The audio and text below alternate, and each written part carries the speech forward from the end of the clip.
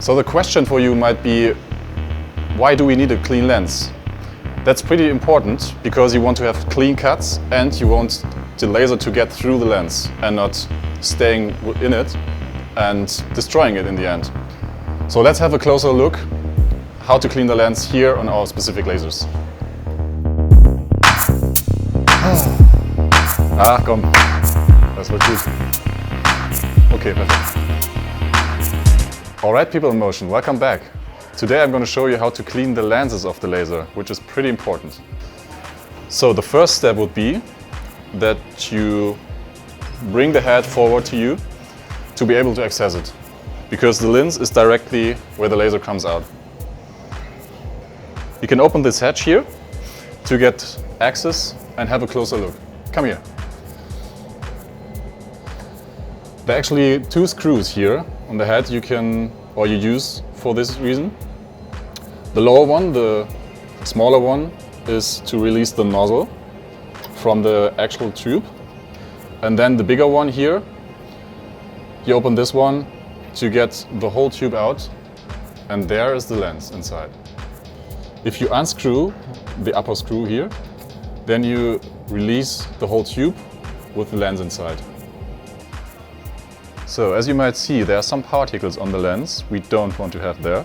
In some cases it's also pretty coated, let's say it like this, so it's pretty obvious when it's dirty. And then we definitely have to clean it. The items we need are basically here at the toolboard and labeled with cleaning station. So everything you need is placed here. For example, the glass or mirror cleaner, some paper towels, and the second bundle, which we actually need for the lens, are pure alcohol or IPA and some Q-tips. You could divide these 4 items into 2 bundles, I would say. These 2 are basically used for the outer surfaces like the glass and stuff.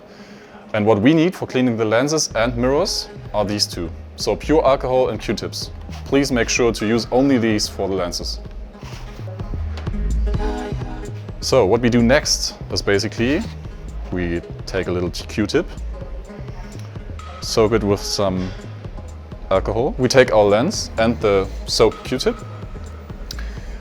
watch against the light and carefully, please really be careful to don't scratch it, carefully clean the lens with some not too strong kind of wipes. Most of the time it's dirty from underneath because the fumes and all the dust are coming straight up from the material. But in some cases, some fumes get also through the hole for the mirror down on the lens from the top. So better check both sides, but of course get off all the particles and coatings.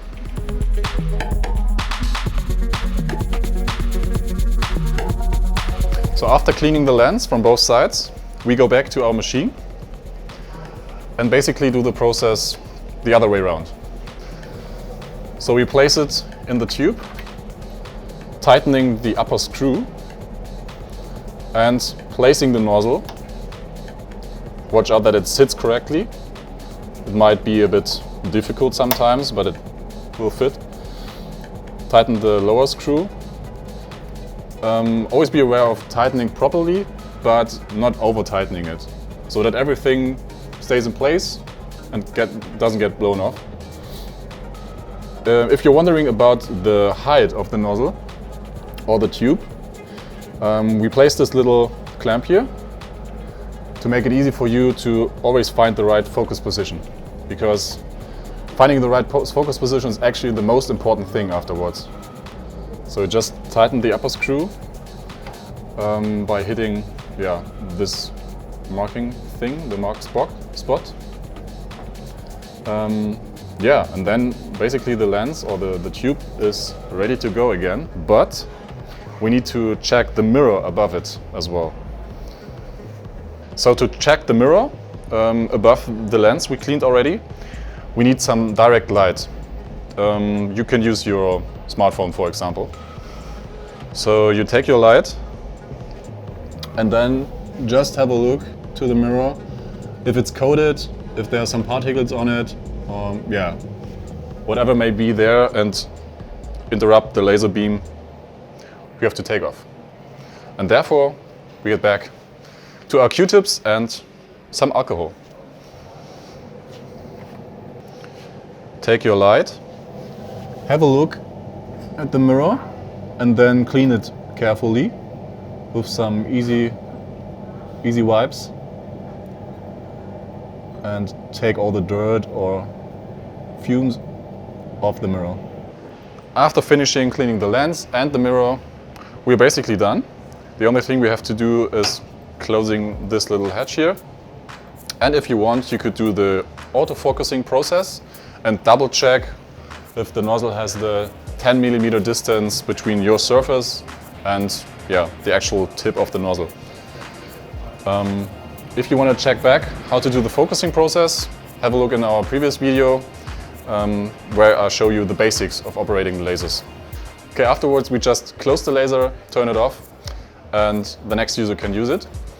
If you're now curious about how it works with the metal laser or to use it in general, this will be the next upcoming video, so stay tuned. See you next time.